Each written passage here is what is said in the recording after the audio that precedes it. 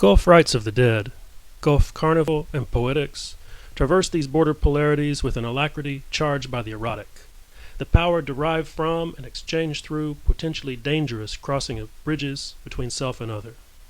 This is some of the most erotically infused, vibrant material and repertory on earth. In Osby's All Souls, the erotic taps a calling, responsive groove of profoundest desire in dialogue, like carnival itself, in the face of Ash Wednesday, with death and danger. Consider, for example, Against the Bone.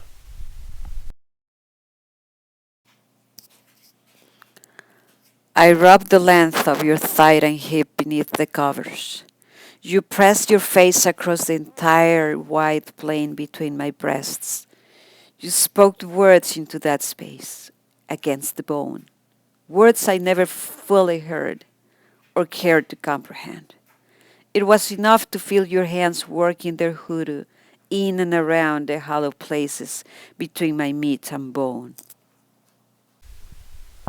All of us, of course, are meat and bone, although whoever has danced to the tooth against jawbone rattle and rasp of the mandible of a donkey, whether in the port of Havana or Veracruz or Congo Square, knows something about the hollow places and soul synapses between.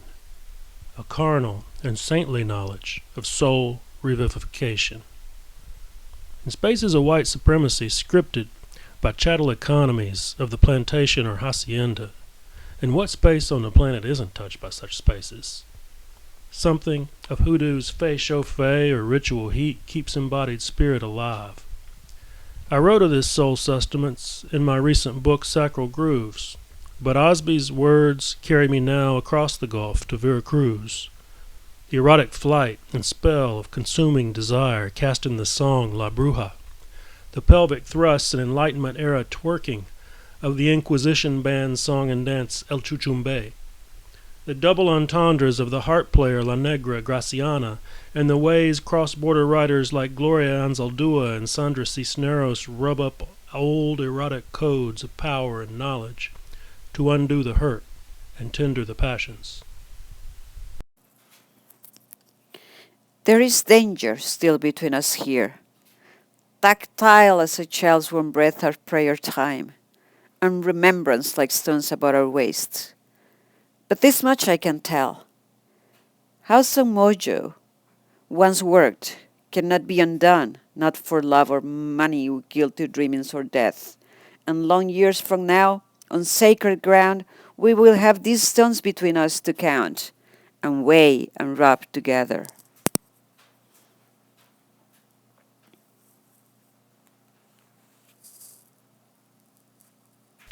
Finally, let's be clear that it's also very much the sharing of African cultural legacy that links Osby's New Orleans with the Mexican side of the Gulf, and especially Veracruz.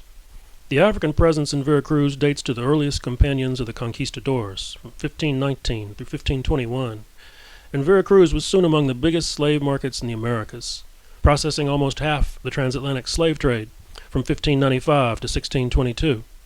Bringing as many as 160,000 Africans into Mexico from 1521 to 1639, so that by the mid-16th century, people of African descent outnumbered Spaniards in New Spain and comprised the second largest slave population in the Americas.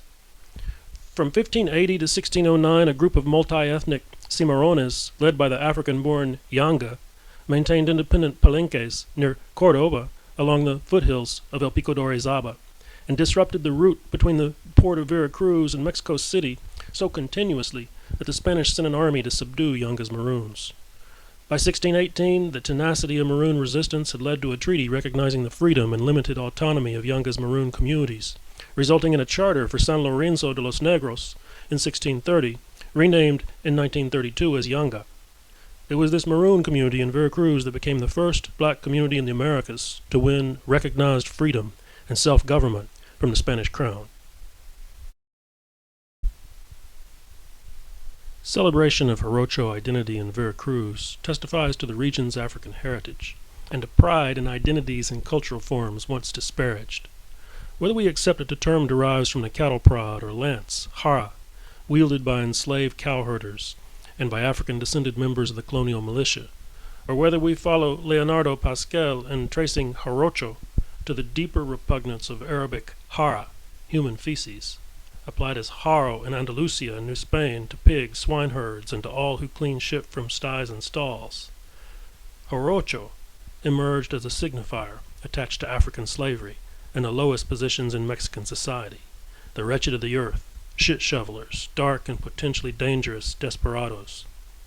That contemporary Veracruzanos embrace Jarocho identity, music, culture, and cuisine marks an incredible revalorization of a disparaging term once used to refer to Afro-Mexicans.